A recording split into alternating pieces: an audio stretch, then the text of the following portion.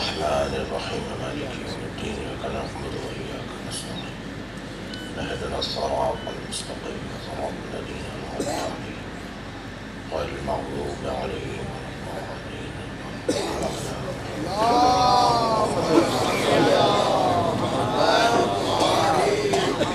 أعوذ بالله من الشيطان الرجيم. بسم الله الرحمن الرحيم. الحمد لله الذي لا يبلغ مدحته القائلون ولا يحصي نقماءه العادون ولا يعدي حقه المجتهدون الذي ليس لصفته حد محدود ولا نعت موجود ولا وقت معدود ولا أجل ممدود فترى الخلائق بقدرته ونشر الرياح برحمته والصلاة والسلام على الرسول المسدد المصطفى العمجد المحمود الأحمد سيدنا ومولانا ومولى الكونين جد الحسن والحسين عاني أبا القاسم محمد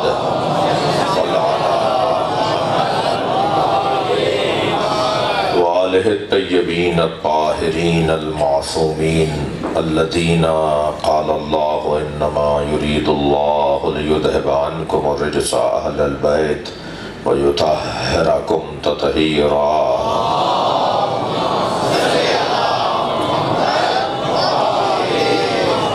ولعنة الله على أعدائهم أجمعين من يوم عداوتهم إلى قيام يوم الدين. أما بعد، قال الحكيم في قرآن الكريم بسم الله الرحمن الرحيم لقد رأى من آيات ربه الكبرى. صلوات.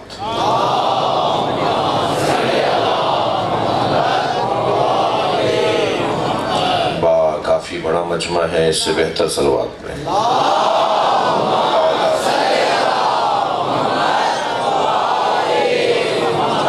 بانیان، ساکرین، حاضرین اور معاونین سب کی حاجات کے لیے بلند تر صلوات.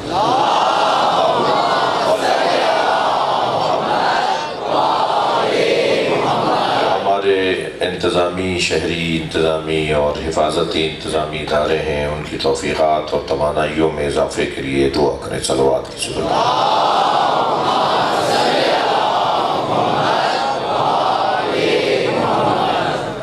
میرا دل کر رہا ہے تھوڑا تھوڑا سا آگے آئیے، ذرا جم کر بیٹھیے ایک صلوات پڑھتے ہوئے.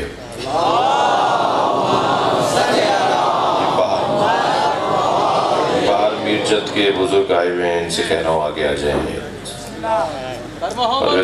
محمد بلند تر صلوات.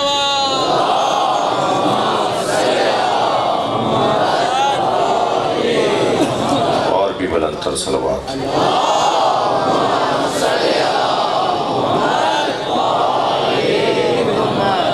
احباب تشریف فرما ہو رہے ہیں، ایک اور بہتر صلوات.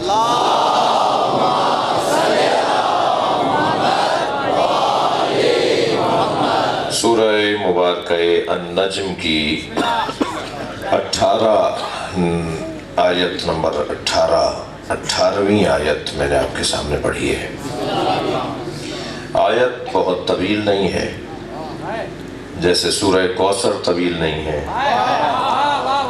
آیت بہت طویل نہیں ہے، جیسے سیدہ کا سن طویل نہیں ہے. بہت سے لوگ 200 سال جیتے ہیں، 2500 سال جیتے ہیں، 1000 سال جیتے ہیں. بہت سے لوگوں کی عمریں 300 سال رہیں، بہت سے کی عمریں 125 سال، 80 سال. جی مگر یہ کیا وجود ہے جو 6 مہینے میں وہ کام کر گیا جو عباس نے کام کیا ہے. حضرت علی اصغر 6 مہینے کا وہ کام ہے جو کام حضرت عباس کا ہے. یہ اللہ کا کام دیکھیے ذرا. بہت سو کے پاس اتنا جتنا بڑا امام برگاہ اتنی بڑی لائبریری ہوتی ہے، ہزاروں لاکھوں کتابیں، اور کام ان سے کچھ نہیں ہو پاتا. اور ایک خمینی تھا جس کے پاس صرف 200 کتابیں تھیں، انقلاب لے آیا. یہ جو برکتیں ہیں نا زندگیوں کی، یہ اس کا کوئی مطلب ہے، اس کا کوئی مفہوم ہے. مختصر وقت میں، مختصر زندگی میں زیادہ بڑا کام، کم وقت میں زیادہ بڑا کام. علامہ مجلسی علیہ الرحمہ کا نام میرے بچوں اور جوانوں نے سنا ہے. علامہ مجلسی کے زندگی پیدا ہونے سے رحلت تک، زندگی کے سال، پھر مہینے اور پھر گھنٹے اور پھر منٹ نکالے جائیں تو انہوں نے ہر منٹ میں 5 سطریں لکھی ہیں. ہر منٹ میں 5 سطریں لکھی ہیں. پیدا ہوتے کے ساتھ ہی تو کوئی نہیں لکھتا نا بھئی، زیادہ زیادہ بہت انہوں نے جلدی لکھا ہوگا تو 5 سال کی عمر سے لکھنا شروع ہوا. آپ ان کی زندگی سے وہ 5 سال بھی کم کر دیں تب بھی نہیں بنتی، کچھ سمجھ میں نہیں آتی بات. یہ کیسے ممکن ہے کہ ایک آدمی ہر لمحے لکھ رہا ہو بیٹھا ہوا، اتنا کام کر کے گئے. یعنی 110 جلدیں تو بحار الانوار کی ہیں، جو آج نئے اطاعت اور طباعت اور اشاعت کے اندر اگر نئے انداز سے لایا جائے تو 200 جلدیں بنتی ہیں. یہ تو ایک کتاب ہے ان کی، اس کے علاوہ جو اور ان کے کام ہیں. اور پھر ساتھ میں ان کے سماجی کام بھی تھے، قاضی القضات بھی تھے جی، سیاسی اور مملکت کے امور بھی وہ چلاتے تھے. یہ کیسے ممکن ہے؟ کوثر کا مطلب کیا ہے؟ اللہ نے سیدہ کا نام جو قرآن میں اتارا ہے اسے کوثر کہا جاتا ہے. کوثر کا مطلب کیا ہے؟ میں ان بچوں اور جوانوں کے لیے عرض کر رہا ہوں. کوثر کا ایک مطلب لیا گیا ہے، میں تمہیدی بیان ہے، میرے محترم سننے والے متوجہ ہیں. کوثر کا ایک مطلب ہے کثرت اور تعدد، تعداد میں زیادہ ہونا. بڑا مجمع ہے بھائی، بڑے لوگ ہیں بھائی، 10,000 لاکھ لوگ آئے ہوئے تھے، 1 لاکھ لوگ آئے ہوئے تھے. تعداد میں زیادہ ہونا، اسے کثرت یعنی کوثر کہا جاتا ہے. ایک مرتبہ تعداد میں زیادہ ہونا نہیں، تعداد بڑھتی چلی جائے، لاکھوں کروڑوں لوگ ہو جائیں اور سمجھداری نہ ہو تو اس تعداد کا کیا فائدہ؟ انہیں کوئی بات ہی سمجھ میں نہ آ رہی ہو، اس تعداد کا کیا فائدہ؟ وہ تعداد، وہ کثیر تعداد جسے بات سمجھ میں نہ آتی ہو، اللہ ان کو تو مانتا ہی نہیں ہے. اکثرہم لا یعقلون، قرآن کہتا ہے اکثر تو سمجھتے نہیں ہیں. اکثرہم لا یفقہون، اکثر تو فہم نہیں رکھتے. اکثریت تعداد کے بنیاد پر اکثریت معیار نہیں ہے. مگر ایک معنی کوثر کے تعدد ہے، تعداد کا زیادہ ہونا ہے. ایک معنی ہے تقدس، تعداد اتنی نہیں ہے مگر جتنا بھی ہے بابرکت. آپ نے ذرا غور کیا، آپ روم اسپرے بھی خریدتے ہیں، ایئر فریشنر بھی خریدتے ہیں، اتنی بڑی بوتل ہوتی ہے، ٹھیک ہے، اور ذرا مشک کا ایک قطرہ بھی آپ سوچ رہے ہیں، خوشبو کی اتنی بڑی بوتل جی، جس کو خوشبو پھیلانے کے لیے کچھ ہی دیر میں ختم ہو جاتی ہے وہ. لیکن مشک کا ایک قطرہ، وہ اتنی زیادہ خوشبو کی بوتل برابر نہیں ہے ایک قطرے کے. خوشبو وہ بھی ہے، خوشبو یہ بھی ہے، جس کے ہاں برکت پائی جاتی ہو. کوثر یعنی تعدد، کوثر یعنی تقدس، کوثر یعنی تسلسل. تیسرا معنی کوثر کی کیے گئے تسلسل، یعنی اگر تعدد ہو اور تقدس نہ ہو تو کیا فائدہ؟ ریوڑ تو بہت سی چیزوں کا ہوتا ہے جی، مجمع تو بہت سے اور لوگ بھی لگاتے ہیں، مگر اس مجمع کے اندر تقدس نہ ہو تو کیا فائدہ اس مجمع کا؟ میں نہیں جانا چاہتا تفصیل میں، آپ میرے اشاروں کے ساتھ رہیے. تعداد میں لاکھوں لوگ ہیں مگر برکت نہیں ہے، کیا فائدہ اس تعداد کا؟ تقدس نہیں ہے، احترام نہیں ہے، جوتیاں اتار کے نہیں آتے، وضو کر کے نہیں آتے، تو تقدس کہاں ہے؟ یعنی تعداد ہو اور تقدس نہ ہو تو اس تعداد کو کوئی فائدہ نہیں. تعداد ہو اور تسلسل اور تقدس نہ ہو، تسلسل بھی نہ ہو، مسلسل نہ ہو، کچھ مدت کے بعد گم، غائب، نظر ہی نہیں آ رہے، کہاں چلے گئے؟ آج تھے کل کا نہیں پتا ہوں گے یا نہیں ہوں گے. یہ کوثر اس خاندان کو کہا جاتا ہے جسے ساری دنیا مل کر بھی مارنا چاہے تو اتنی ہی تعداد میں زیادہ نظر آئیں گے. جن لوگوں نے نبی کی اولاد کو مارنے کا انتظام کیا وہ آج لاپتہ ہے. اور نبی کی اولاد کون سا شہر ہے جہاں سید نہیں رہتا؟ صلوات پڑھ لیں محمد و آل محمد. اس سے بہتر اور بلند صلوات.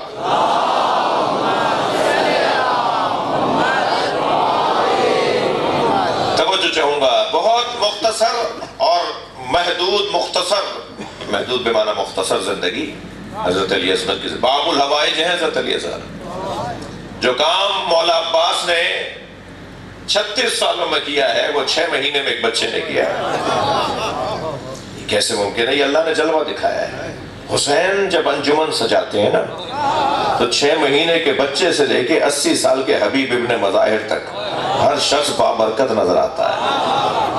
یہ حسین کی سجائی ہوئی انجمن ہے جسے کربلا معلی کہا جاتا ہے. غور فرمائیں گے. جناب زہرا کا وجود آپ اہل سنت کے مطابق 28 سال عمر مانی ہے. ہمارے سنی بھائیوں کا قول ہے کہ بی بی دنیا میں تشریف لے کر آئی ہیں بعثت سے 5 سال پہلے. شیعہ مورخین کا کہنا ہے بعثت کے 5 سال بعد دنیا میں آئی ہیں. بعثت کے 5 سال بعد اگر مانیں گے تو بی بی کی سن مبارک نبی کی رحلت کے 75 یا 95 دن کے بعد 18 سال کا ہے. اور اگر بعثت سے 5 سال پہلے یعنی 10 سال کا فاصلہ مانیں گے تو پھر 28 سال کا ہے.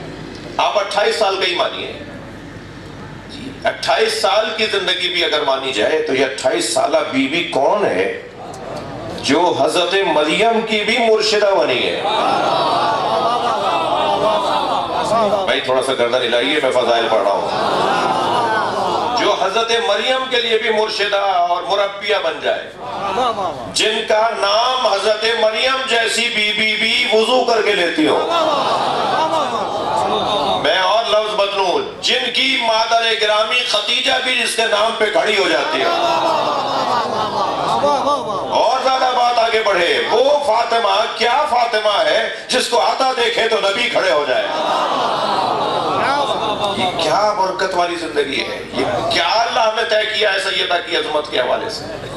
ساری دنیا کا تقدس ایک طرف، دنیا میں آنے والے تمام مقدس لوگوں کا تقدس ایک طرف اور سیدہ کا تقدس ایک طرف. جس بی بی کو قدیسہ قرار دیا اللہ نے.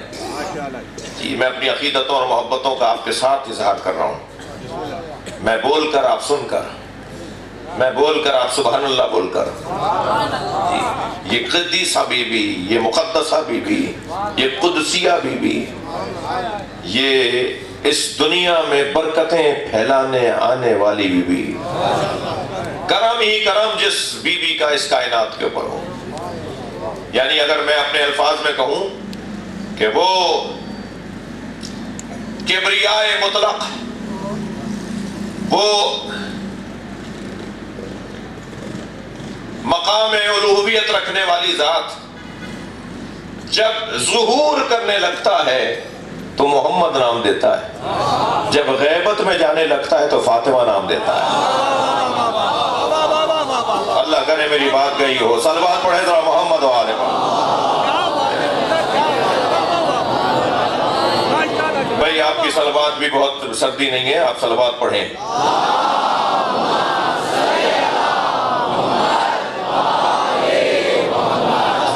تھوڑا سا قریب آئیے، ایک صلوات پڑھتے ہوئے آپ بھی تھوڑا قریب آئیے.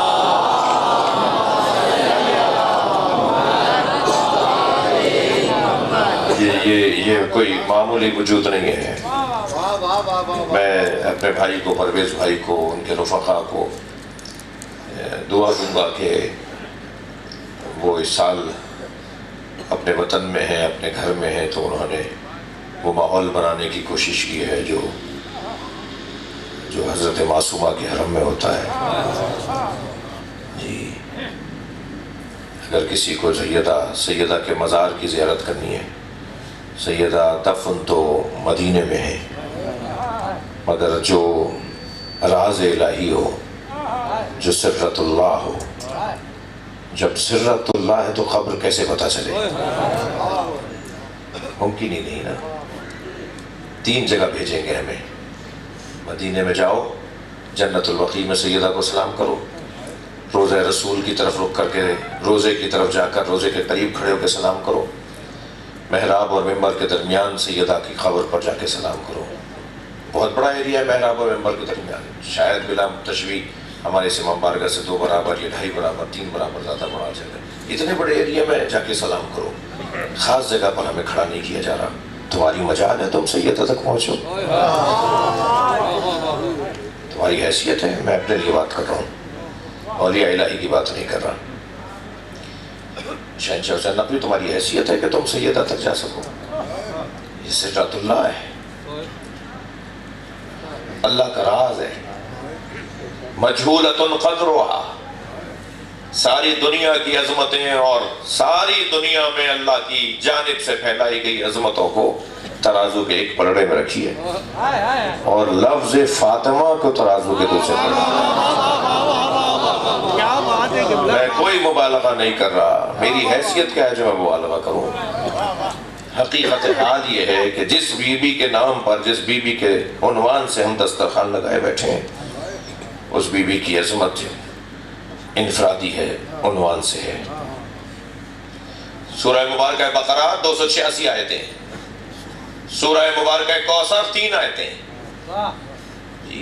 سورہ بقرہ کے اندر 286 آیتیں۔ بقرہ اتنی طویل سورہ، سورہ کوثر اتنا مختصر سورہ، مگر جو سب سے چھوٹا سورہ ہے نا، وہ قرآن کی حفاظت کا سب سے بڑا سامان ہے۔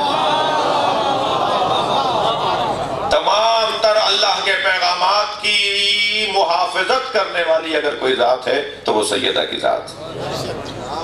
عزیزان گرامی، ذرا محسوس کیجئے گا، قرآن مجید میں سیدہ کے بارے میں اللہ نے جو آیات نازل کی ہیں بہت طویل نہیں ہیں، مختصر آیات ہیں، اس لیے کہ جس کے بارے میں نازل کی جا رہی ہیں اس کی خود زندگی بہت مختصر ہے۔ توجہ چاہوں گا، میرے ذہن میں ایک بات جو میں بار بار کہ اب کہوں مگر میں انتظار نہیں کر رہا تمہید کا، ابھی کہتا ہوں۔ A4 صفحے کے اوپر سورہ الحمد لکھنا بھی ہنر ہے، چاول کے دانے پہ سورہ الحمد لکھنا اس سے بڑا ہنر ہے۔ 1,24,000 نبیوں سے اپنا جلوہ دکھانا اور ہے، فاطمہ کے ذریعے دکھانا اور ہے۔ صلوات پڑھیں محمد و آل محمد۔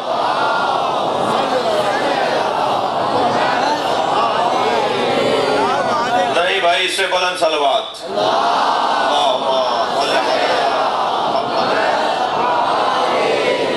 اللہ جب اپنا جلوہ انبیاء کرام کے ذریعے سے ظاہر کرتا ہے تو مردوں میں 1,24,000 نبی، مردوں میں 13 مرد معصوم، ان سارے مردوں کے درمیان اور ان سارے مردوں کے درمیان فاطمہ ایک ہی کافی جانی۔ مجھے اپنے دین کی حفاظت کے لیے ایک ہی فاطمہ کافی ہے۔ اکیلی سیدہ سے میں اپنا دین بچاؤں گا۔ اس کی معرفت کے لیے ایک بڑا عنوان جناب زہرا کی ذات۔ مثلا میں مصطفیٰ پکاروں گا تو یہ فوراً چہرہ اٹھا کے دیکھیں گے، اس لیے کہ ان کا نام مصطفیٰ ہے۔ مثلا میں سہیل رضا کہوں گا، یہ فوراً مڑ کے دیکھیں گے کہ مجھے پکارا ہے۔ اسم اور مسمہ، اگرچہ سہیل رضا اور مصطفیٰ علیحدہ ہیں اور نام علیحدہ ہے، اس لیے میں یہ بات آپ کو روشن ہے بات کہ ان کی ولادت کے کوئی 1 ہفتے بعد طے ہوا تھا کہ مصطفیٰ رکھا جائے، تو یہ تو 1 ہفتہ پہلے سے آئے ہوئے تھے، تو یہ تو اور ہیں، ان کا نام اور ہے، ہمارا نام اور ہے، ہماری ذات اور ہے، ہمارا دیکھ لیجئے آپ جی، محمد عالم، اور انہیں اپنا نام بھی لکھنا نہیں آ رہا، نام ان کا عالم ہے، نام عالم ہے، انہیں نام بھی لکھنا نہیں آ رہا، تو اس کا مطلب یہ ہے کہ ذات علیحدہ ہے اور نام علیحدہ ہے۔ ہمارے ساتھ تو یہ ہے کہ ہماری ذات علیحدہ ہے، ہمارا نام علیحدہ ہے، اللہ کے ہاں یہ نہیں ہے۔ اللہ جو قادر ہے وہی اللہ ہے، جو اللہ ہے وہی قادر ہے۔ اللہ جو عالم ہے وہی اللہ ہے، جو عالم ہے وہی اللہ ہے، اللہ ہی عالم ہے۔ یہ دو چیزیں نہیں ہیں۔ حیات کے بارے میں اللہ حی ہے، جو حی ہے وہی اللہ ہے، جو اللہ ہے وہی حی ہے۔ ہم نے اپنے آپ کو سمجھ لیا ہے کہ ہم زندہ ہیں۔ میں اپنے لیے کہہ رہا ہوں، میں زندہ ہوں اس پر مجھے شک ہونا چاہیے، مگر حسین زندہ ہے اس میں مجھے یقین ہونا چاہیے۔ ہماری کیا زندگی ہے بھائی؟ ہماری زندگی تو عاریتاً لی گئی ہے، ادھار لی بھی ہے۔ جن کی زندگی اصلی ہے وہ کوئی اور ہے۔ ہم نے تو ادھار میں زندگی لی ہوئی ہے، کبھی بھی واپس لے لی جائے گی۔ صلوات پڑھ لیں محمد و آل محمد۔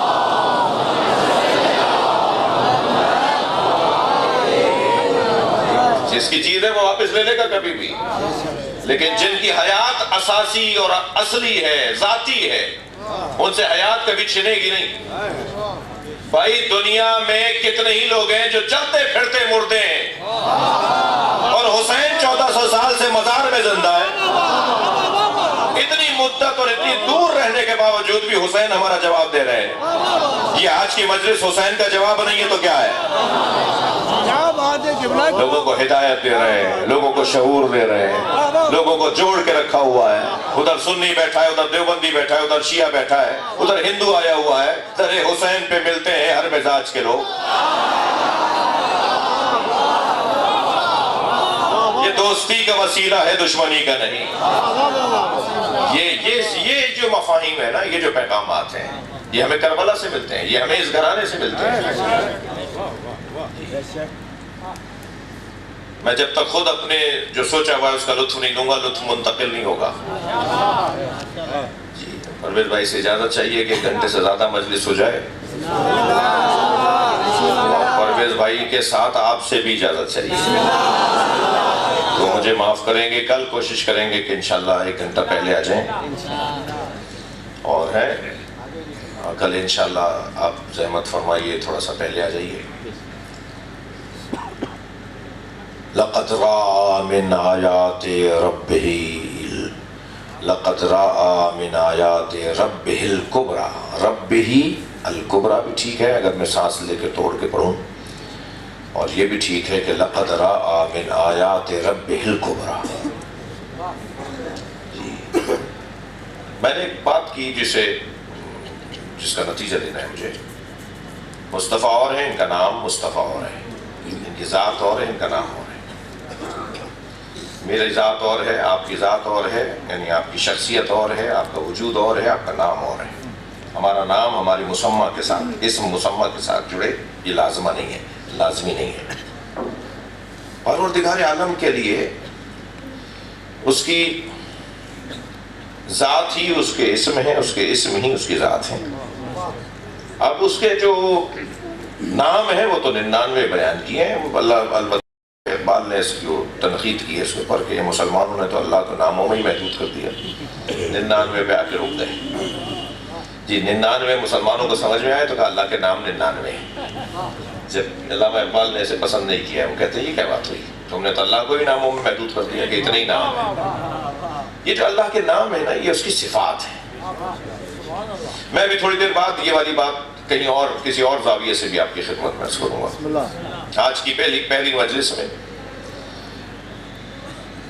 اللہ کی ذات تک پہنچنے کے لیے آپ اللہ پکارتے ہیں، اللہم یا اللہ، یا رحمان، یا ستار، یا غفار، اللہ کے ناموں کو پکارتے ہیں تاکہ اس کی توجہ ہماری طرف ہو۔ ایسے ہی اسی طرح میں بلا تشبیہ صرف بات سمجھانے کے لیے ان بچوں کو میں مثال دے رہا ہوں۔ مثلا میں کہیں تو رہتا ہوں گا نا، میرا گھر ہے، میں کہیں رہتا ہوں، تو مجھے ڈھونڈنے کے لیے، مجھ سے ملنے کے لیے پتا ہوگا میرا کوئی، فلاں شہر، فلاں محلہ، فلاں گلی، مکان نمبر فلاں، تو جو مجھ تک پہنچنے کا پتا ہے اسے عربی میں آیت کہتے ہیں۔ جی آیت، اللہ تک پہنچنے کا، آیت اللہ یعنی اللہ تک پہنچنے کا پتہ۔ جی ہم اپنے مجتہدین کو بھی جو آیت اللہ کہتے ہیں اس کا بھی سبب یہی ہے کہ جب ہم ان کے پاس بیٹھتے ہیں تو ہمیں سکون ہونے لگتا ہے، ایسا لگتا ہے جیسے ہم اس دروازے پر آ گئے ہیں جہاں سے اللہ مل جائے گا۔ لہذا ہم جب ان کے آ جاتے ہیں تو کچے کچے گھر ہیں، سادہ سادہ زندگیاں ہیں جی، دنیا جہان میں ارب پتی لوگ ان کے مرید ہیں، مگر وہ سوکھی روٹی چائے میں ڈبو کے کھا رہے ہیں۔ یہ جب ان کے لباس کو دیکھتے ہیں، ان کے ساتھ بیٹھتے ہیں تو ہمیں اندازہ ہوتا ہے کہ یہ ایسے ہی لوگ ہونا چاہیے نہیں، ایسے ہی ہونا چاہیے نہیں، یہ جو کر رہے ہیں ان کا تقاضا یہ ہے، ایسے ہی ہے۔ قرآن کی آیات کو بھی ہم آیت کیوں کہتے ہیں؟ لے آؤ ایسی آیت اگر اللہ کی نہیں ہے تو، لے آؤ یہ نشانی کسی اور کی اگر یہ اللہ کی نہیں ہے تو۔ اس نے تو پکار کے کہا ہے کہ اگر ان کنتم فی ریب مما نزلنا علی عبدنا فأتوا بسورۃ من مثلہ، اگر تم شکی ہو، شاکی ہو، شکی ہو، شک میں ہو کہ یہ اللہ کی طرف سے نازل نہیں ہوا، اس پہ شک ہے تمہیں کہ نازل ہوا ہے، تو پھر اس جیسا ایک سورہ لے آؤ۔ اگر یہ اللہ کی نشانی نہیں ہے، یہ تمہیں اللہ تک نہیں پہنچا رہا، تو پھر لے آؤ جو اللہ تک پہنچانے والی کوئی چیز ہو۔ آیت یعنی اللہ کا پتہ، آیت یعنی اللہ کی نشانی۔ اب اللہ جہاں سے جہاں ملتا ہو، اچھا ممکن ہے سنگین بحث ہو جائے تو میں بحث کو ذرا تدریجاً لے کے چلوں گا۔ ایسے ہی اس پتے کو جسے میں عربی میں آیت کہہ رہا ہوں، آپ تھک تو نہیں رہے میری بات؟ ممنون ہوں آپ کا، ممنون ہوں۔ جیسے ہم پتے کو آیت کہتے ہیں، نشانی کو، پتے کو آیت کہہ رہے ہیں، ایسے ہی جہاں ہم پہنچ جاتے ہیں، اس جگہ جہاں پہنچنے اور ہم تک پہنچنے میں کوئی چیز فاصلہ ہو، ہمارے پہنچنے میں اور جس سے ہم ملنے گئے اس کے درمیان جو فاصلہ، اسے کہتے ہیں دروازہ، باب، دروازہ۔ آپ گئے کسی کے گھر، دروازہ پہلی رکاوٹ ہے اس تک پہنچنے میں، ٹھیک ہے، مگر دروازے پر پہنچ کے یقین ہوتا ہے کہ ہم پہنچ وہاں گئے جہاں ہمیں جانا تھا۔ ہمیں نشانی لے کر آئی ہے دروازے تک، اور دروازہ کھلے گا تو وہ ملے گا جس سے ہم ملنے آئے ہیں۔ اب ذرا حسن محسوس کریں، اللہ تک پہنچنے کے پتے کو فاطمہ کہتے ہیں، پہنچ جائیں تو دروازے کو اہل بیت کہتے ہیں۔ صلوات پڑھیں محمد و آل محمد۔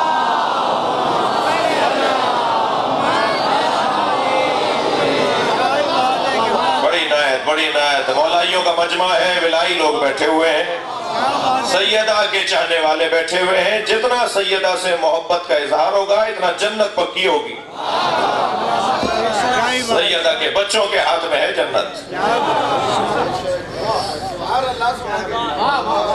وہاں تک لے جانے والا وجود سیدہ کا وجود۔ جب پہنچ گئے کہ ایک دروازہ ہے، کوئی بات بغیر سند کے نہیں کروں گا، یہ کوئی زور بیانی نہیں ہے، یہ کوئی تقریر نہیں کر رہا، مجھے تقریر ویسے آتی نہیں ہے، سیدھی سیدھی باتیں کر رہا ہوں۔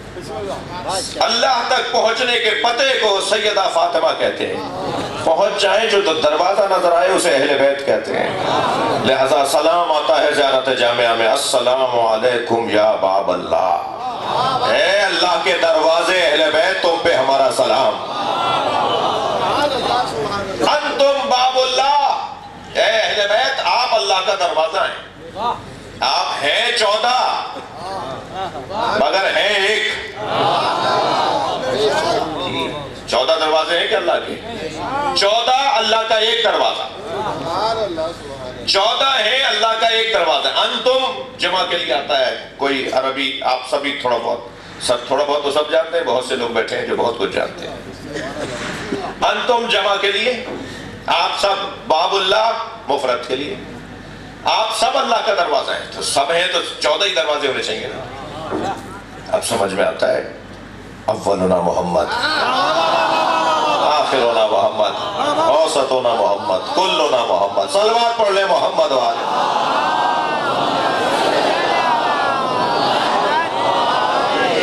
امام جتنے ہیں ایک نور سے ہے سب کا خمیر، اے ان میں سبھی محمد صغیر ہوں کہ کبیر۔ خیال ہے کہ نظر بندی مصور نے الٹ پلٹ کر دکھائی نہ ہو وہی تصویر۔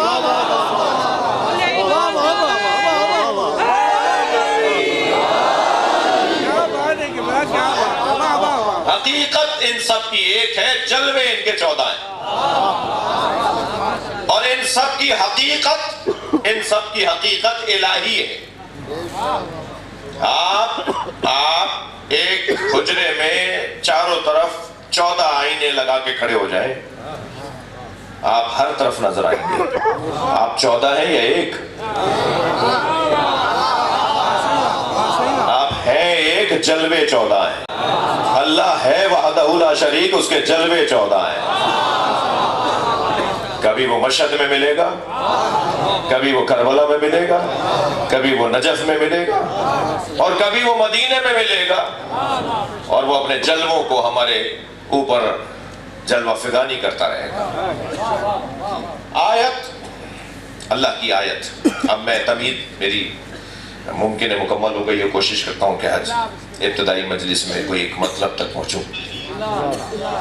اب آیت کا ترجمہ سنیے۔ لقد رأى، اور بتحقیق دیکھا، جی، من آیات ربہ الکبریٰ، اللہ کی آیات میں سب سے بڑی آیت کو، اللہ کی آیت میں سب سے بڑی آیت کو، اللہ اکبر ذہن میں رہے، آیت الکبریٰ ذہن میں رہے۔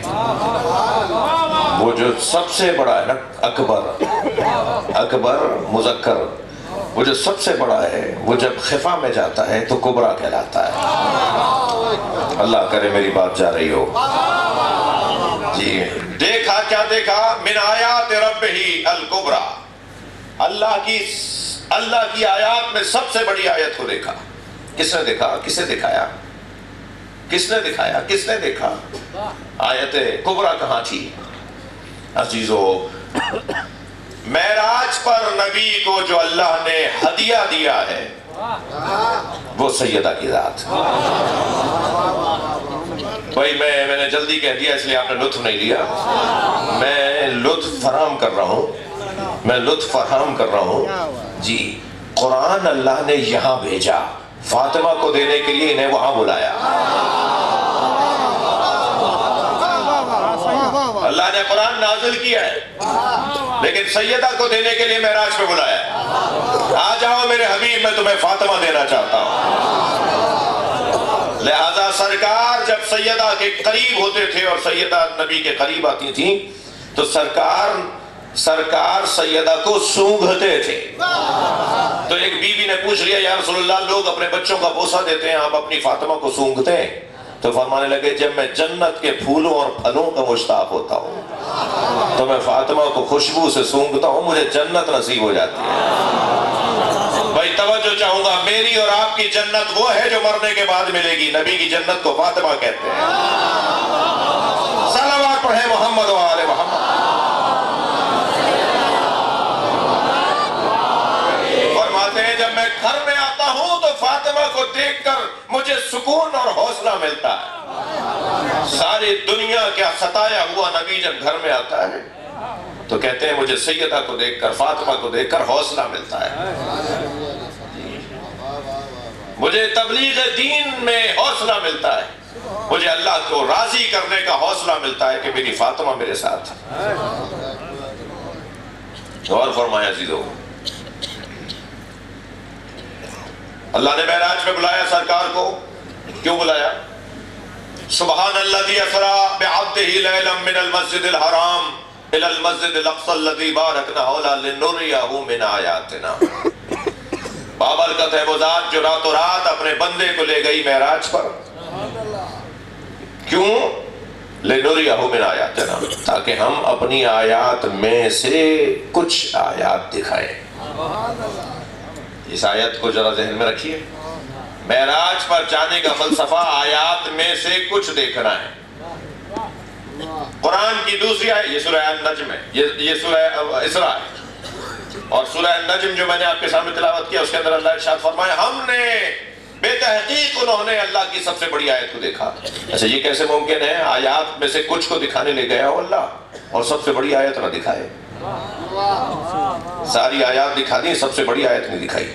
اللہ کی سب سے بڑی آیت سیدہ کی ذات، لہذا اپنے اوپر ہاتھ رکھ کے فرماتی ہیں، انا آیت اللہ الکبریٰ، میں اللہ کی سب سے بڑی نشانی ہوں۔ میرے بچوں، جوانوں، میرے سنی بھائیوں، میں آپ کی تسلی کے لیے ایک جملہ کہہ رہا ہوں، کون کس کو کیا مانتا ہے اسے مبارک ہو، ہم تو انہیں مانتے ہیں جن کے ہاتھ میں جنت ہے۔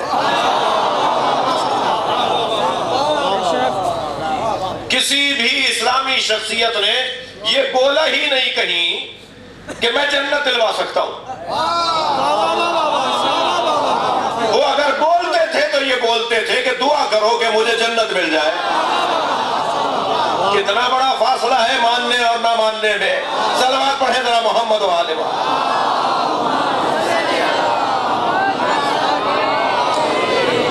بھائی میں یہ مجلس اعزاز جو ہے نا، یہ اسماء افہام بولنے کی جگہ ہے.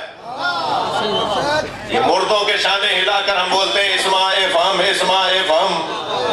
مجلس کا کام ہے زندوں کو اسماء افہام بولے. سن سمجھ. صلوات پڑھیں محمد و آل محمد.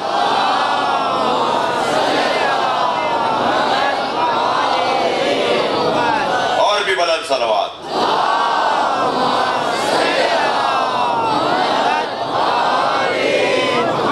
کسی بھی ان ہستیوں کے علاوہ، ان 14 کے علاوہ، ان پنجتن کے علاوہ، کسی نے نہیں کہا کہ جنت ہم دلوائیں گے. جنت ہم دلوائیں گے. میرے چھٹے امام جعفر صادق علیہ السلام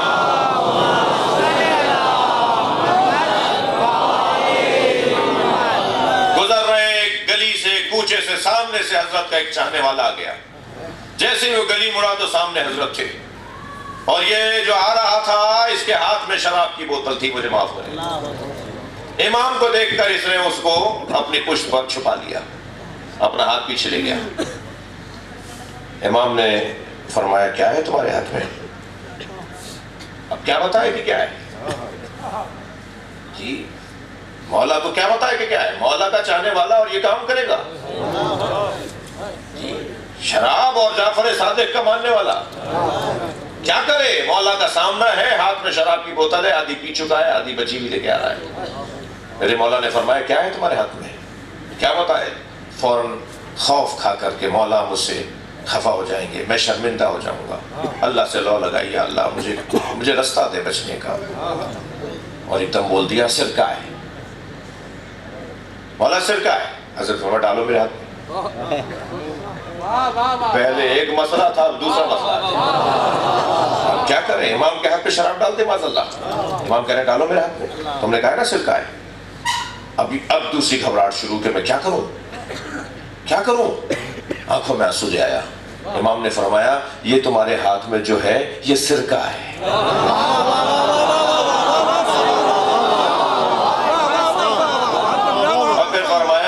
اور فرمایا اگر گناہ بھی کر لو نا تو ہمیں چھوڑ کے نہ جانا، ہم سے آ کے بات تو کرو.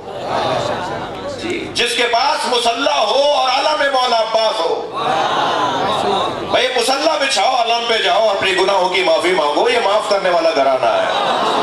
صلوات پڑھیں محمد و آل محمد.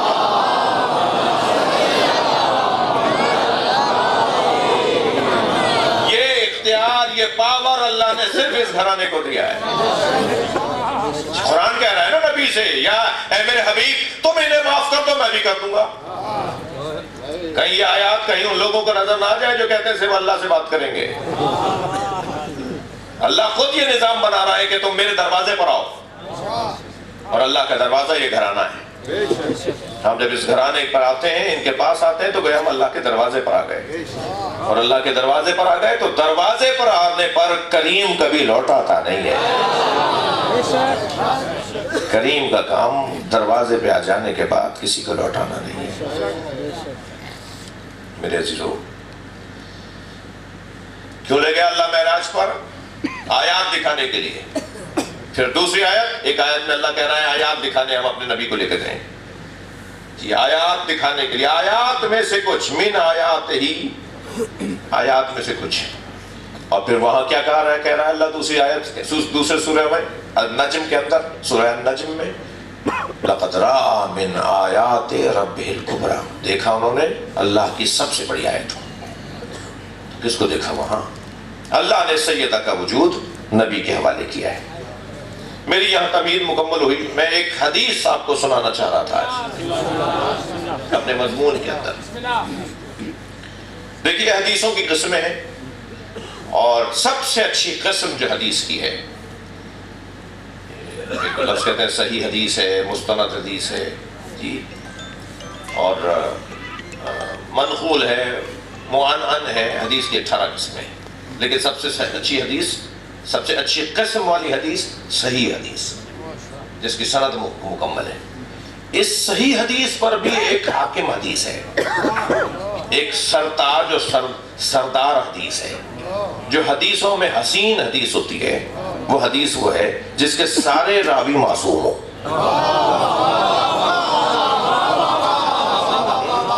بھائی راویوں میں سبھی راوی ہوتے ہیں، صحابہ کرام معصوم تو نہیں تھے جی، تو ان میں کوئی ایک معصوم بیچ میں ہے، پھر کوئی 2 غیر معصوم ہے، پھر ایک معصوم ہے، یہ بھی حدیث بہت اچھی ہے۔ مگر جہاں سارے حدیث کے راوی معصوم ہوں، ان فلان ان فلان ان فلان، یہ فلاں فلاں کے جگہ جو نام آئے گا نا، وہ سب معصومین کے اگر نام آئے تو اس حدیث کو کہتے ہیں حدیث سلسلۃ الذہب۔ علوم حدیث کے عالموں نے اس کا نام رکھا ہے سونے کی کڑیوں والی حدیث۔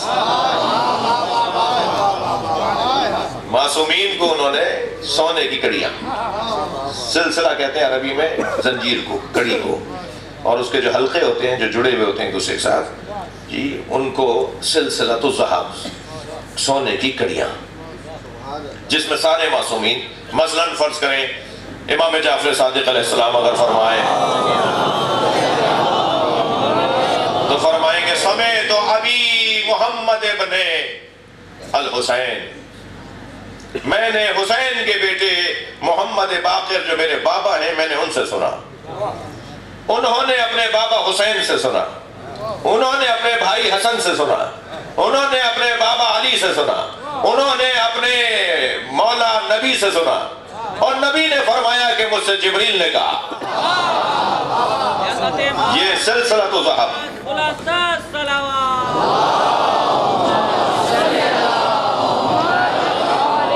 بھائی ٹھنڈوالا یار کا علمی گفتگو سننے والا مجمع، میں اس کا ممنون ہوں کہ مجھے برداشت کر رہے ہیں۔ جتنے بھی راوی اگر معصومین ہوں تو اسے سلسلۃ الذہب کہا جاتا ہے۔ البتہ یہ جس میں جتنے راوی معصومین آ رہے ہیں نا، ان کا مقام بہت بلند ہے۔ حضرت امام اعظم ابو حنیفہ سے آ کر ان کے ایک شاگرد نے کہا کہ ماجرا یہ ہے کہ آپ تو کہتے ہیں کہ میں نے فلاں سے سنا، میں نے فلاں سے سنا، میں نے فلاں سے، اور انہوں نے رسول اللہ سے سنا، لیکن کبھی کبھی جعفر صادق کہتے ہیں کہ رسول اللہ نے فرمایا، وہ تو سند ہی نہیں بتاتے، یہ سیدھا سیدھا کہتے ہیں رسول اللہ نے فرمایا۔ ہم تو راویوں سے ہوتے ہوئے رسول اللہ تک پہنچتے ہیں، اور یہ چھٹے جو شیعوں کے امام ہیں وہ تو فوراً کہہ دیتے ہیں رسول اللہ نے فرمایا۔ تو امام اعظم نے غصہ کرتے ہوئے، ناراض ہوتے فرمایا خبردار، آئندہ حضرت جعفر صادق کے بارے میں ایسا نہیں سوچنا، یہ جو تم نے سنا ہے نا کہ وہ فوراً کہہ دیتے ہیں رسول اللہ نے فرمایا، جعفر صادق اسے کہتے ہیں جسے حق ہے کہ کہہ دے کہ اللہ نے کہا ہے۔ وہ ڈائریکٹ اللہ سے بھی نقل کر، صلوات پڑھ لیں محمد و آلہ۔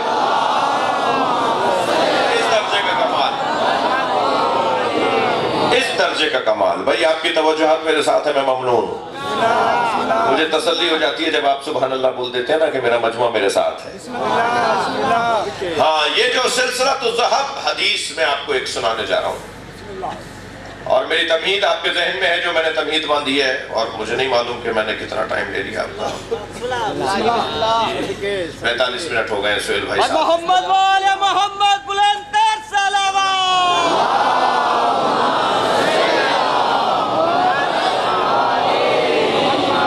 سلسلۃ الذہب حدیث ہے، سدیر سیروفی شاگرد ہیں امام جعفر صادق علیہ السلام۔ بھئی آپ تو صلوات پڑھیں، نہیں پڑھیں تو خوب پڑھیں۔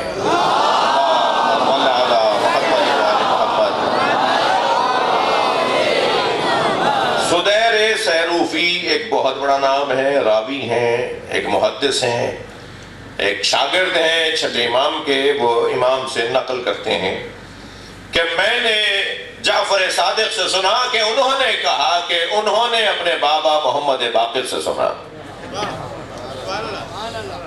اور انہوں نے اپنے بابا حسین سے سنا، زین العابدین سے سنا، انہوں نے اپنے بابا حسین سے سنا، انہوں نے اپنے بھائی حسن سے سنا، انہوں نے اپنے بابا علی سے سنا، اور انہوں نے رسول اللہ سے سنا۔ اب کیا سنا؟ سنا کہ رسول اللہ نے فرمایا خلقا نور فاطمہ قبل ان یخلق الارض والسماء، اللہ نے آسمان، اللہ نے زمین اور آسمانوں سے پہلے فاطمہ کا نور خلق کیا۔ بھائی میں بڑی اس حدیث کی تلاش بتا دیا کہ کہاں تھی۔ اچھا جب وہاں تھی تو سیدہ کی غذا کیا تھی؟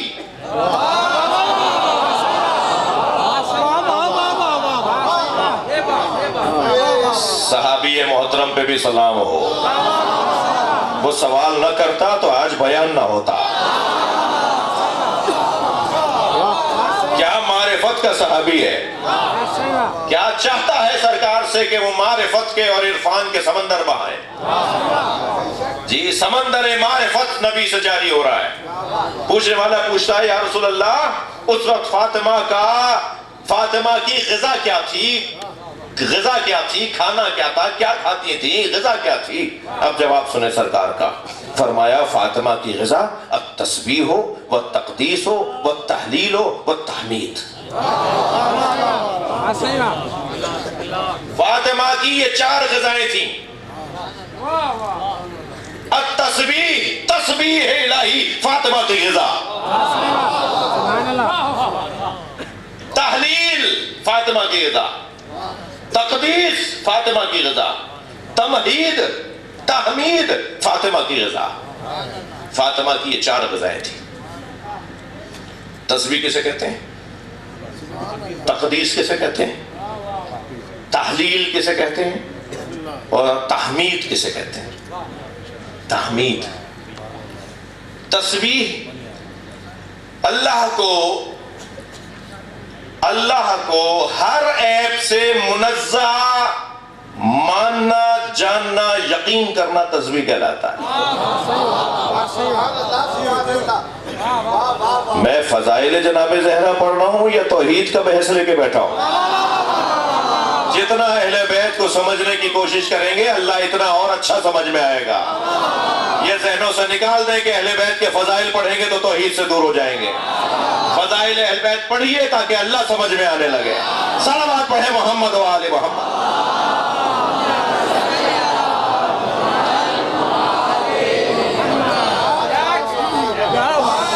نبی فرما رہے ہیں کہ سیدہ کی 4 غذائیں تھی وہاں۔ ایک تسبیح یعنی ہر برائی سے اور ہر عیب سے اللہ کو منزہ یقین کرنا، یہ تسبیح ہے۔ یہ تسبیح سبحان اللہ جو بولتے ہیں اس کا یہ مطلب ہے۔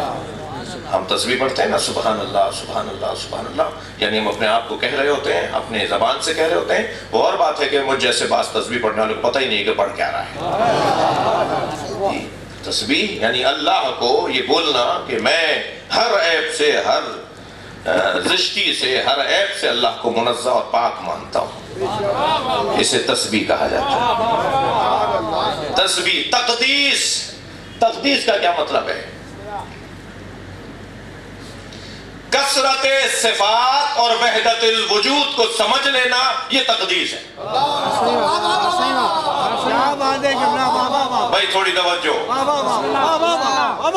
اللہ کے 99 صفات کو، اللہ کے صفاتی ناموں کو اس کی ذات کے ساتھ وحدت ماننا، ایک ماننا، یہ ہے 99 مگر ہے ایک، اسے تقدیس کہا جاتا ہے۔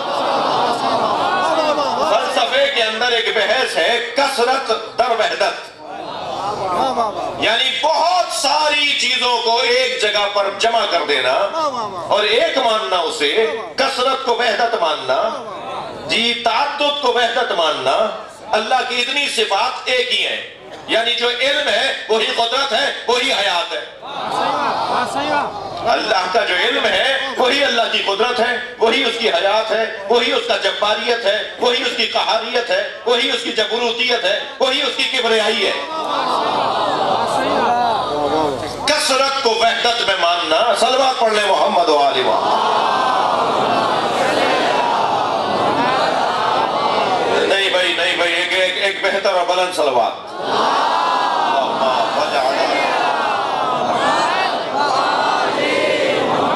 سیدہ کی 4 غذائیں نبی بتا رہے ہیں۔ سیدہ کی پہلی غذا تسبیح، دوسری غذا تقدیس، یعنی اللہ کی ساری صفات کو اس کی ذات میں واحد ماننا، اسے تقدیس کہا جاتا ہے۔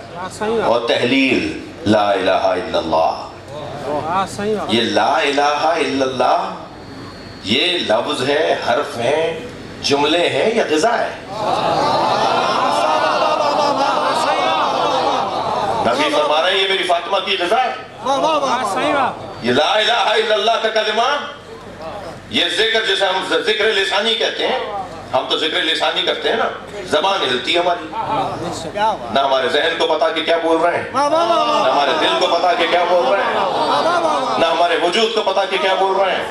لا الہ الا اللہ یہ ذکر لسانی ہے۔ یہ ذکر لسانی جب ذکر قلبی بن جائے،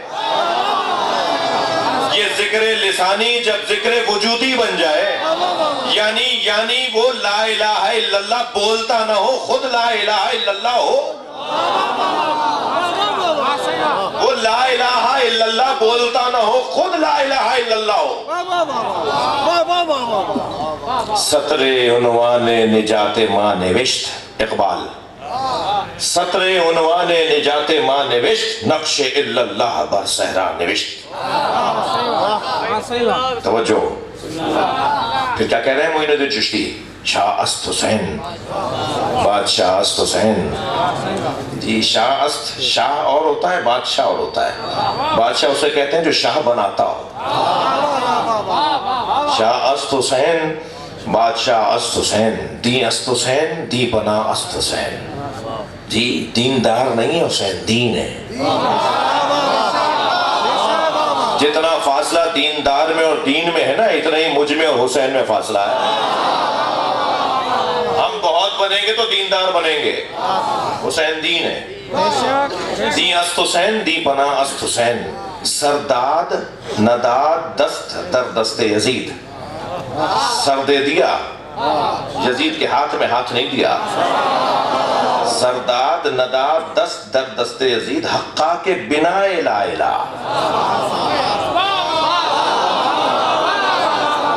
لا الہ الا اللہ بولنا اور ہے، خود لا الہ الا اللہ بن جانا اور ہے۔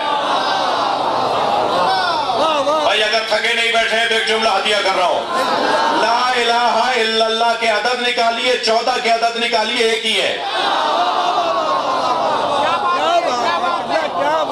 لا الہ الا اللہ جس کا وجود بن جائے۔ ہم تو ابھی زبان سے بولنے میں بھی تکلف کا شکار ہیں۔ سردی ہو رہی ہے، فجر کی نماز ہے، کون پڑھے؟ ابھی تو ہم سے زبان سے بولنے میں ہمیں پریشانی ہے۔ کتنا فاصلہ ہے ان میں اور ہم میں، جو خود لا الہ الا اللہ ہے، خود لا الہ الا اللہ ہے۔ اگر میری بات اور مضبوط کرنا چاہتے ہیں، میرے نزدیک تو مضبوط ہے، میں تو جو بول رہا ہوں سمجھ رہا ہوں کیا بول رہا ہوں۔ کیا فرمایا سرکار نے؟ مثل علی کا مثل قل هو اللہ احد۔ علی کی مثال قل هو اللہ احد جیسی ہے۔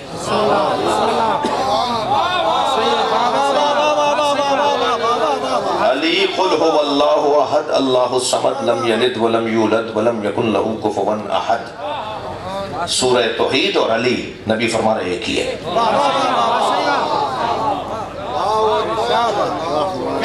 معین الدین چشتی کہہ رہے ہیں حقا کے بنا لا الہ است حسین۔ ادھر علامہ اقبال کہہ رہے ہیں نقش الا اللہ بر صحرا نوشت۔ جناب زہرا کی دوسری غذا تقدیس، تیسری غذا تحلیل لا الہ الا اللہ، بولنا نہیں، لا الہ الا اللہ خود غذا ہے۔ لا الہ الا اللہ خود غذا ہیں۔ بھائی مجھے معاف کریں، میں روزانہ اتنی دیر نہیں پڑھوں گا، آج ہو گیا ایسا، اسے برداشت کر لیجئے۔ جس کی غذا لا الہ الا اللہ ہو تو اس کے اثرات بھی تو ایسے ہی ہوں گے۔ بھائی جو کھاتا ہے وہی تو ظاہر ہوتا ہے، جو کھاتا ہے وہی تو ظاہر ہوتا ہے۔ کبھی غور فرمایا اللہ نے شریعت میں شیر کا گوشت حرام کیوں کیا ہے؟ اگر شیر کا گوشت حلال ہوتا نا تو زیادہ پیسے والے سارے روزانہ شیر کھا رہے ہوتے۔ تو پیسے کا مسئلہ نہیں ہے، مسئلہ یہ ہے اس گوشت کا اثر پڑے گا، تم بھی درندہ ہو جاؤ گے، تم بھی چیر پھاڑ کرو گے، تم انسان نما جانور ہو جاؤ گے۔ کبھی غور فرمایا یہ ملا لڑتا کیوں ہے؟ اس لیے کہ مرغا کھاتا ہے. جس جانور کا کام روزانہ لڑنا ہو وہ کھاؤ گے تو ویسے ہی ہو جاؤ گے نا.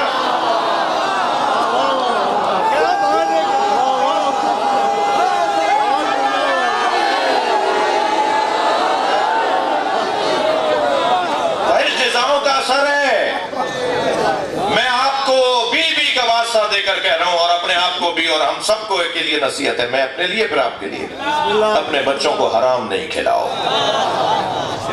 یہ جو لقمہ حلق سے اترتا ہے نا حرام کا, اس کا اثر ہے. یہ کہیں جا کے ہنر دکھائے گا. یہ حرام خوری, مجھے معاف کیجیے گا, یہ کہیں جا کے اثر دکھائے گا. علامہ مجلسی کے بیٹے نے ایک دن مسجد میں مشق, پانی کی بھری ہوئی مشق کی تھی. یہ نمازیوں کے لیے پانی پلانے کے لیے کہ نمازی پانی پینا چاہیں تو مشق رکھ دیتے تھے کہ لوگ اس کا دہانہ کھولیں, کوزہ بھریں اور پی لیں. مشق رکھی ہوئی تھی. علامہ مجلسی کے بچے نے ایک سواں لے کر اس میں سوراخ کر دیا, پانی سارا بہہ گیا. نماز کے بعد توجہ, نماز کے بعد پتہ کیا بھئی کیا ہوا, کس نے کیا, کیا خود علامہ صاحب کے جو پیش نماز ہیں ہمارے, جی امام جماعت علامہ مجلسی, اتنا بڑا نام, جی ان کے کہ آپ شرمندہ گھر آئے تو سامنے اپنی زوجہ کے بیٹھ کے کہنے لگے میں نے کبھی کوئی ایسا ان دنوں میں خاص طور پہ تمہیں لقمہ نہیں دیا جن دنوں میں یہ شکم میں تھا. پھر ولادت کے بعد بھی میں نے کوئی ایسا لقمہ تمہیں نہیں کھلایا کہ جس کی وجہ سے یہ ہوا ہے. یہ تو غذا کا اثر ہے کہ ایک بچہ جو ہے, کوئی شخص جو ہے وہ کسی کو اجتماعی نقصان پہنچا رہا ہو, معاشرے کو ضرر پہنچا رہا ہو. میں نے تو تمہیں ایسی کوئی غذا نہیں کھلائی. بہت دیر سوچتی رہی, کہہ رہے ہیں مجھے معاف کر دیں, مجھ سے غلطی ہوئی ہے. ان کا کیا ہوا ہے؟ کہا جب یہ میرے شکم میں تھا تو میں پڑوس کے ہاں کسی غرض سے, جیسے عورتوں سے ملنے جاتی ہیں, میں پڑوس کی عورتوں سے ملنے گئی تھی تو ان کے انار کے درخت میں انار لگے ہوئے تھے تازہ. تو میں نے سوچا کہ ان سے مانگوں, تازہ انار لگے ہوئے ہیں. پھر سوچا کہ کھٹے ہوئے تو مانگنے کا کیا فائدہ, تو میں نے سوئی چبھو کر چکھا تھا اس کو. جی اس کا نتیجہ دیکھا آپ نے کہاں نکلا. کہنے وہ کھٹا تھا تو میں نے ان سے مانگا بھی نہیں, سوئی بس ایک قطرہ سیکھا تھا میں نے انار کا. اس کا نتیجہ نکلا کہ بچہ مسجد میں جا کے مشق کے اندر سوراخ کر رہا ہے. اتنا حساس ہے مسئلہ. اب یہاں اگر ماں کے شکم میں بچہ اور یہ گانے سن رہی ہو, ماں کے شکم میں بچہ ہو اور یہ واہیات منظر دیکھ رہی ہو یا کوئی اور حرام کام کر رہی ہو تو پھر بچے پھر ماحول بڑا خراب ہوتا چل جائے گا. تو خدا کے واسطے سیدہ کی چاہنے والی بیویوں, خواتین سے کہہ رہا ہوں اس مجلس کے توسط سے کہ بہت ہی احتیاط کی ضرورت ہے. اپنی نسلوں کو محفوظ کرنے کے لیے بہت ہی احتیاط کی ضرورت ہے. یہاں سیدہ کی غذا لا الہ الا اللہ ہے تو نتیجہ حسین ہوگا یا نہیں؟ صلوات پڑھیں محمد و آل محمد.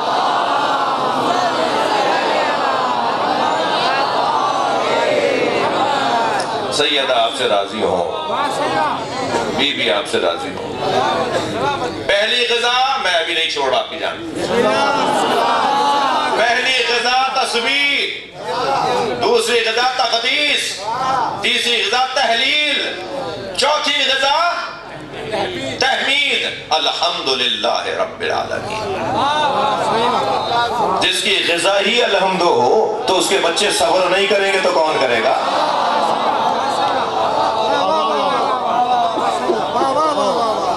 سیدہ کے بچے ہی تو صبر کریں گے. ہر پتھر پہ کہا الحمدللہ, ہر تازیانے پہ کہا الحمدللہ. ظالم کھینچتے تھے, مولا سجاد فرما رہے ہیں ہمیں ایسا کھینچا جا رہا تھا جیسے غلاموں کو کھینچا جاتا تھا, مگر زبان پہ کیا تھا؟ الحمدللہ الحمدللہ. ایک شخص کہتا ہے کہ میں شام کے سرائے مسافر خانے میں ٹھہرا ہوا تھا,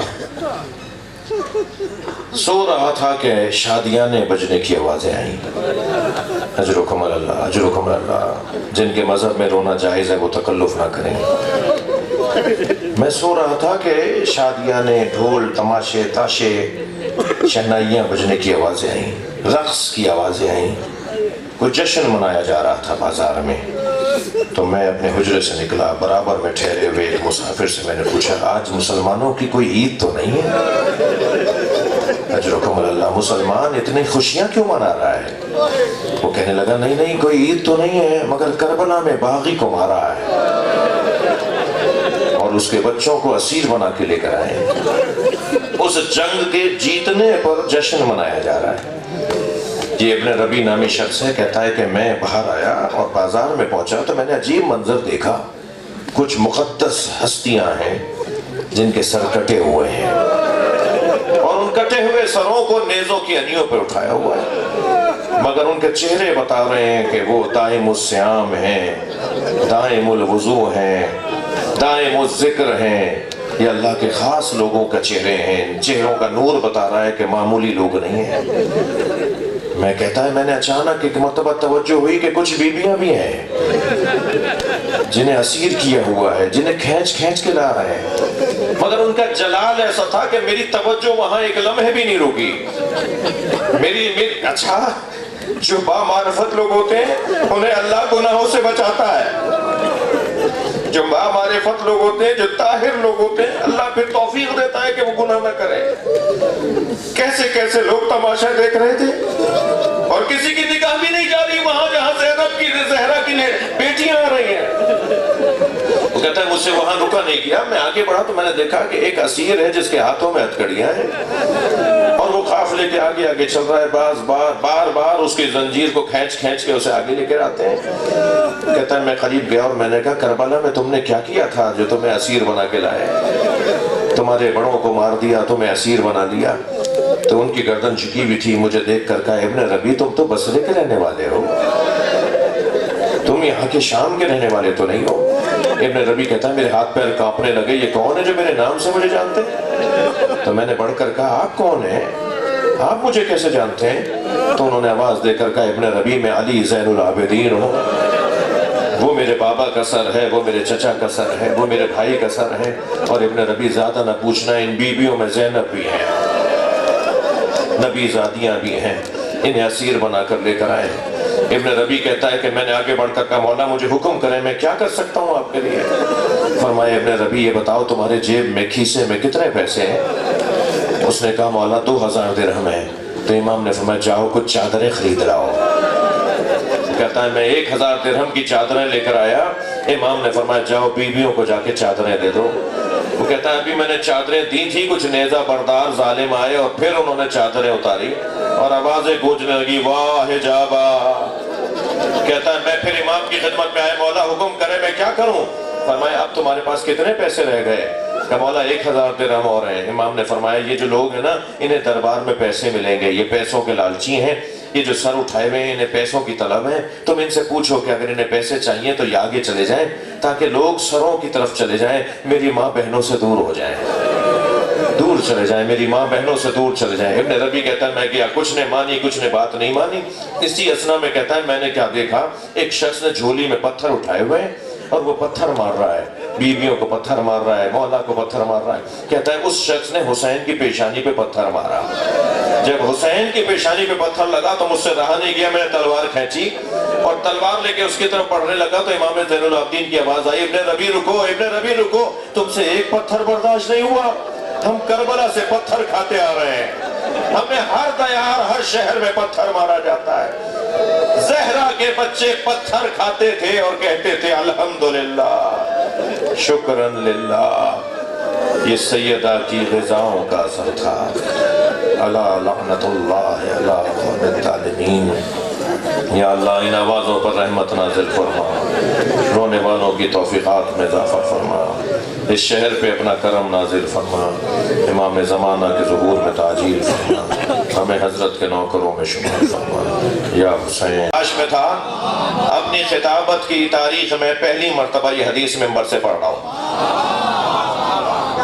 میں خود اس حدیث کی سند اور اس حدیث کے بارے میں تلاش میں تھا جو مجھے مل گئی، جو میں آج آپ کو ہدیہ دینے آیا ہوں۔ جناب سیدہ فاطمہ الزہرا سلام اللہ علیہا بلند تر صلوات۔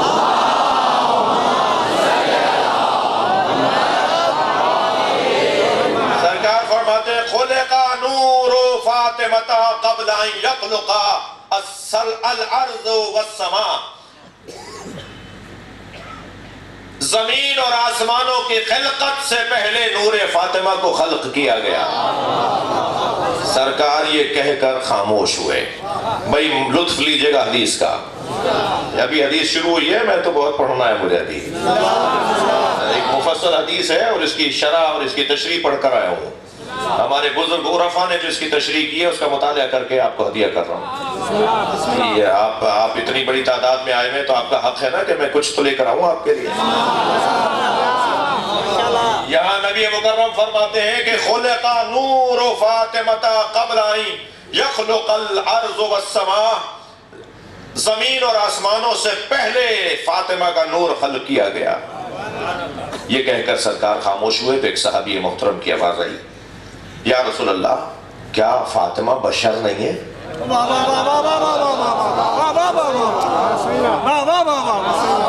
جب زمین نہیں تھی، آسمان نہیں تھے، جب زمین نہیں تھی تو بشر کہاں تھا؟ جب سایہ کرنے کو آسمان نہیں تھا تو بشر کہاں تھا؟ جب زمین ہی نہیں تھی، آسمان ہی نہیں تھا، اور اللہ نے نور فاطمہ کو خلق کر لیا، تو ایک حق رکھتا ہے نا صحابی یہ سوال کرے، نبی کا شاگرد صحابی محترم یہ سوال کرے، یا رسول اللہ کیا فاطمہ بشر نہیں ہے؟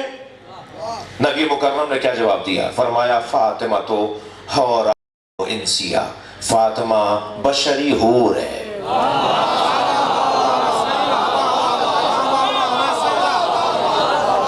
بڑی عنایت، بہت شکریہ، میں آپ کے لیے دعا گو ہوں۔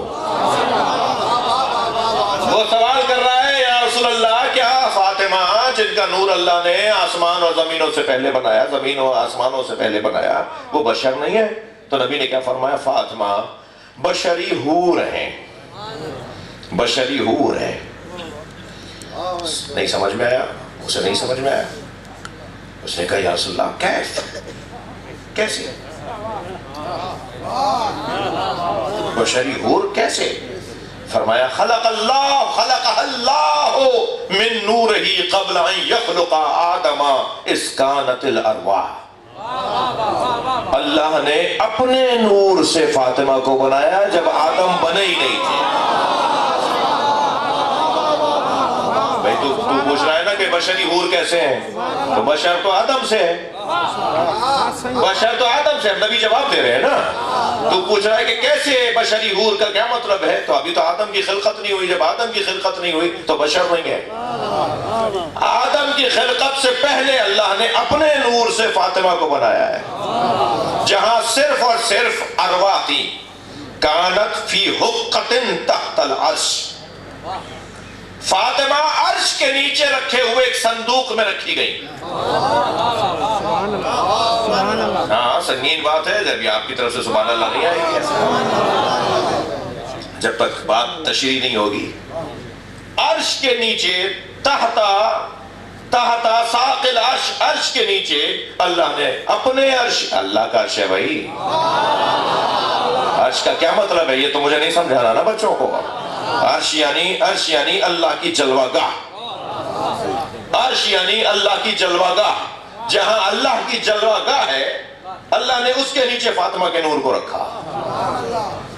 جی اللہ نے عرش کے نیچے حقۃ تحت ساق العرش، حقہ، جی حقہ ایک جگہ، ایک صندوق، ایک عیبہ بھی عربی میں حقہ کو کہتے ہیں، عیبہ یعنی تجوری، جی جہاں مہنگی اور قیمتی چیزیں رکھی جاتی ہیں،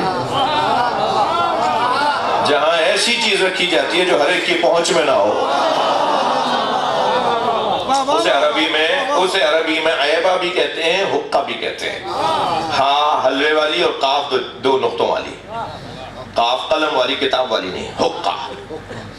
تحت ساق العرش، کانت فی حقۃ تحت ساق العرش، فاطمہ اللہ کے عرش کے نیچے رکھی گئی تھی۔ اس کے نور کو اللہ نے اپنے نور سے بنایا، ان کے نور بنایا اللہ نے اپنے نور سے اور وہاں رکھ دیا۔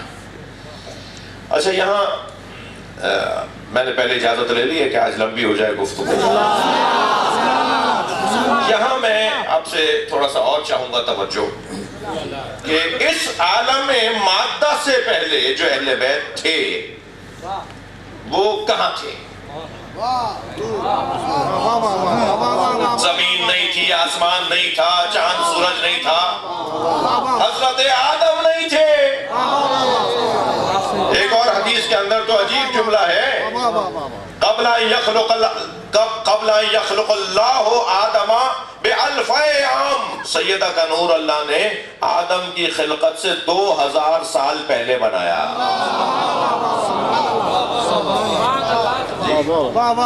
2000 سال، جس کا ایک دن، جس وہاں کا نوری دن، ایک دن یہاں کے 1000 سال کے برابر ہے۔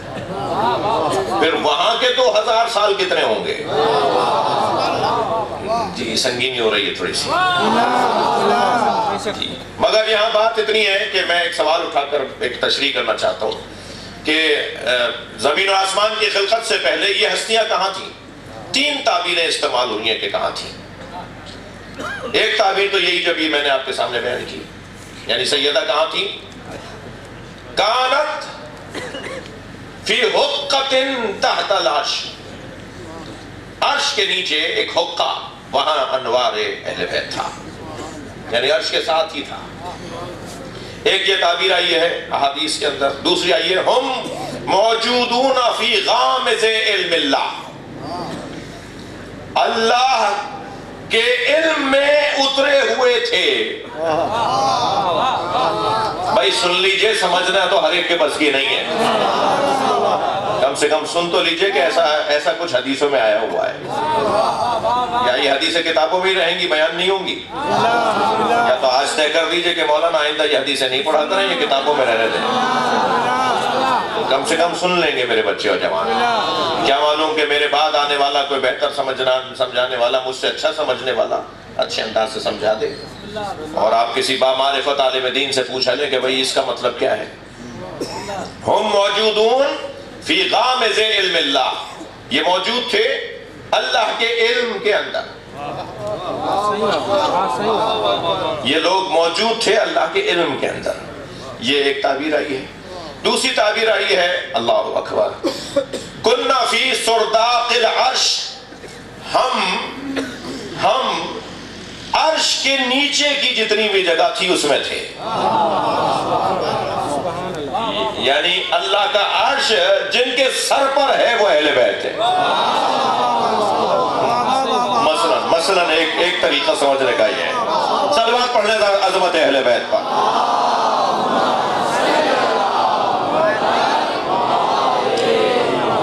میں نہیں چاہوں گا کہ ایک دو بندے بھی اٹھ کے جائیں، تو آج آپ ابھی کہہ دیجئے کہ کل پڑھیے گا، آج روک دیں۔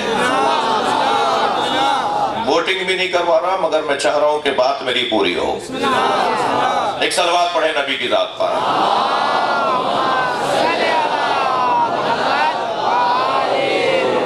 بھائی کیا ہوا تھا؟ ہوا یہ تھا کہ ابھی سعید خدری روایت کرتے ہیں کہ سرکار دو جہاں سے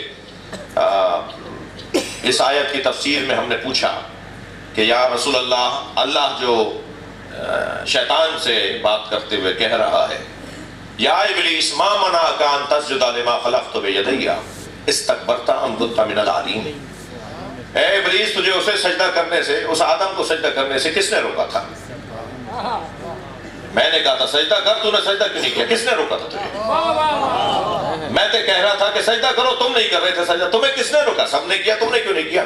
کس نے روکا تھا تمہیں؟ استکبرت، متکبر ہو گیا تھا، ام کنت من العالین، یہ عالین میں سے تھا، متکبر ہو گیا تھا۔ سجدہ نہ کرنے والے کو اللہ متکبر کہتا ہے نا، جو سجدہ نہیں کرتا اللہ کا، اسے اللہ متکبر کہہ رہا ہے۔ تو متکبر ہو گیا تھا جو سجدہ نہیں کر رہا تھا، ام کنت من العالین، یا عالین میں سے تھا۔ تو سعید خدری کہتے ہیں، حضرت ابی سعید خدری کہتے ہیں کہ ہم نے رسول اللہ سے پوچھا یا رسول اللہ یہ عالین کون ہے؟ بھائی متکبر تو سمجھ میں آتا ہے جو بھی سجدہ نہ کرے وہ متکبر، یا متکبروں کو سجدے میں مزہ نہیں آتا جی؟ تو یہ عالین کون ہے یا رسول اللہ؟ عالین کون ہے؟ سرکار نے جیسے ہی سوال سنا تو فرمایا عالین انا و علی و فاطمہ والحسن والحسین، صلوات پڑھیں محمد و آل محمد۔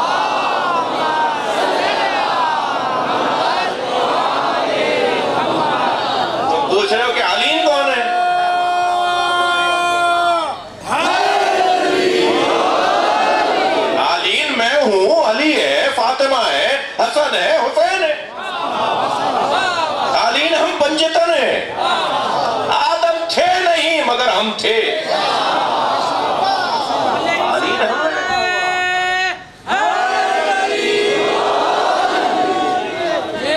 اب حدیث آگے بڑھ رہی ہے، سرکار فرماتے ہیں آلین کے بارے میں پوچھتے ہو، میں علی، فاطمہ، حسن، حسین، ہم آلین کننا فی سرداق العرش، ہم عرش کے نیچے رہنے والی مخلوق تھے، سب سے بلند مقام عرش کا ہے، اور عرش کے بعد اگر مقام ہے تو ہم پنجتن کا ہے،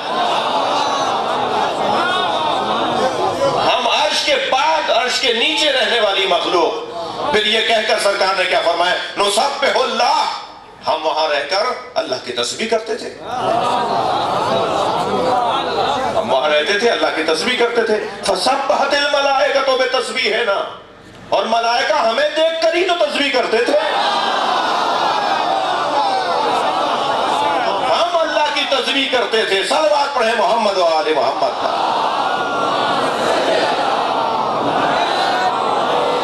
اللہ آپ کے سننے کو بہترین عبادت شمار فرمائے، اللہ اہل بیت کی اس عظمت کو سننے پر ہمیں بہترین اجر عطا فرمائے۔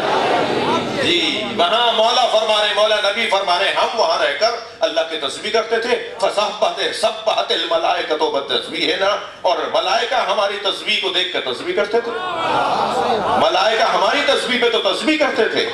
یہ کہہ کر سرکار نے فرمایا، اور یہ بتاؤں کہ کب کی بات ہے، قبل ان یخلق اللہ آدم بألف عام، یہ اس وقت کی بات بتا رہا ہوں جو آدم کی خلقت سے 2000 سال پہلے،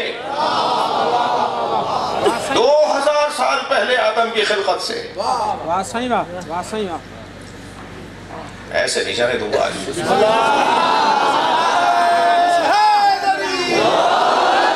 یہ عرش کیا ہے؟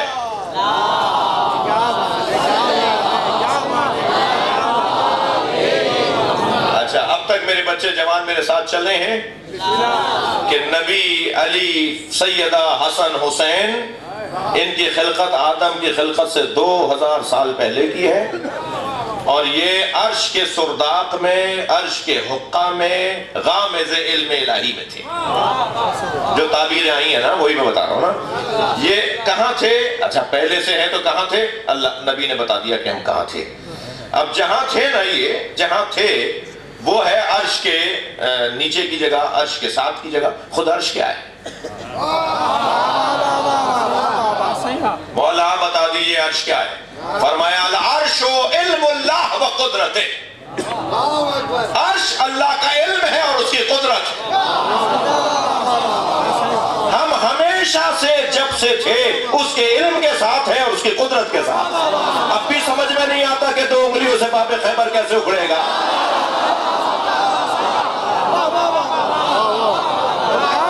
اب بھی سمجھ میں نہیں آتا جو علی یہ کہتا نظر آئے، پوچھو پوچھو اس سے پہلے کہ تم مر جاؤ، علی سے نہیں پوچھو گے مر جاؤ گے۔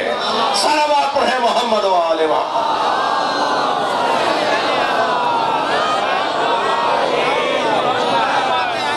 خون جگر کا مضمون ہے جو میں پیش کر رہا ہوں۔ جی عرش یعنی علم الہی اور قدرت پروردگار۔ کہاں تھے جی؟ علم الہی میں اور قدرت پروردگار میں۔ جی جی جی جی اب میری گفتگو کا ایک مرتبہ ایک اور پہلو، صفحہ پلٹ رہا ہوں، حدیث بڑھا رہا ہوں، یعنی حدیث کو اور مکمل کرنے جا رہا ہوں۔ اس پوچھنے والے صحابی محترم نے پوچھا، یا رسول اللہ جب سیدہ اتنے پہلے بنی تو کیا بشر نہیں تھی؟ سرکار نے فرمایا سیدہ حوری بشر ہے۔ حوری بشر ہے تو کہاں تھی؟